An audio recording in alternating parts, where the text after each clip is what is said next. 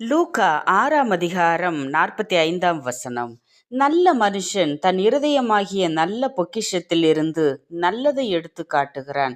பொல்லாத மனுஷன் தன் இருதயமாகிய பொல்லாத பொக்கிஷத்திலிருந்து பொல்லாததை எடுத்து காட்டுகிறான். இருதயத்தின் நிறைவினால் அவனவன் வாய் பேசும்.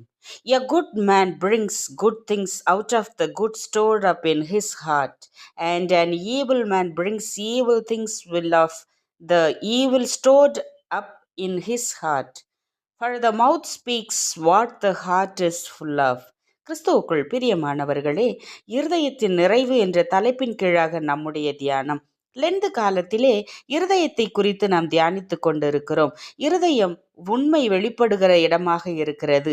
லெந்து காலம் என்பது வெளிப்புறத்தை அல்ல, இருதயத்தை கர்த்தர் ஆராய்கிற காலமாக இருக்கிறது. கர்த்தர் மாத்திரமல்ல, நாமும் கூட ஆராய்ந்து பார்க்கிறவர்களாக இருக்க வேண்டும் என்று வேதம் சொல்லுகிறது.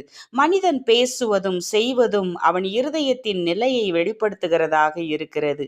முதலாவது, இருதயத்தில் இருப்பதே வாழ்க்கையில் வெளிப்படும் என்று இயேசு சொல்லுகிறார். இருதயம் நிரம்பியதிலிருந்து வாய் பேசுகிறது.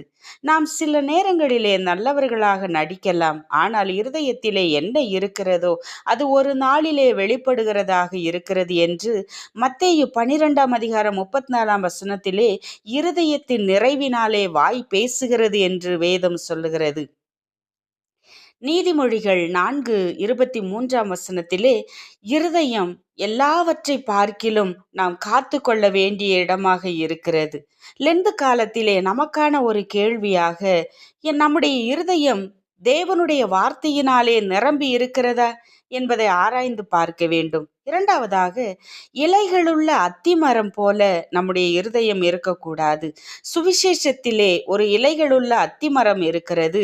வெளியே பார்க்கும்போது பசுமையாக செழுமையாக இருக்கிறது, ஆனால் அதிலே கனி இல்லாமல் இருக்கிறது. மார்க் 11 அதிகாரம் 13-14 இந்த வார்த்தை சொல்லப்பட்டிருக்கிறது.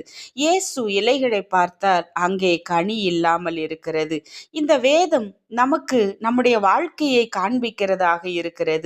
வெளியே பக்தி உள்ளவர்களாக, உள்ளே வெறுமையானவர்களாக இருக்கிறோம். சில நேரங்களிலே நாம் ஜெபிக்கிறோம், ஆராதிக்கிறோம், தேவனுடைய வார்த்தையை கேட்கிறோம், ஆனால் இருதயத்திலே மனம் திரும்புதல் இல்லாமல் இருக்கிறோம்.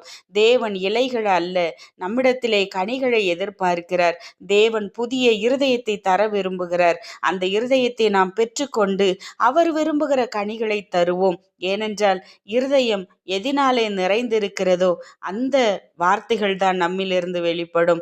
நல்ல மனிதன், கெட்ட மனிதன் என்ற இரண்டு மனிதர்